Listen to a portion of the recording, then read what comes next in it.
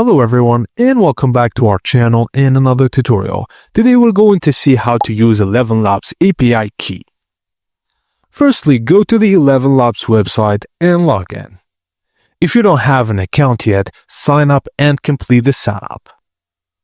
Once you're inside, click your profile picture on the bottom left corner. Select API keys from the menu, then click Create API key. Give it a name, for example, AILCL, then click Create.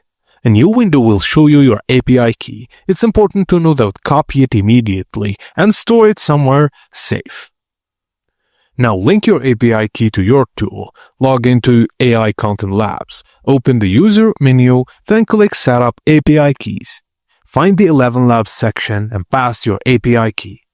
Click Save, and if everything looks correct, it will connect successfully. Once connected, you can use Elevenlabs features directly inside AI Content Labs, like text-to-speech generation, voiceover for videos, or automated narration. Keep your API key private. If it gets exposed, regenerate a new one immediately for your Elevenlabs dashboard to stay secure.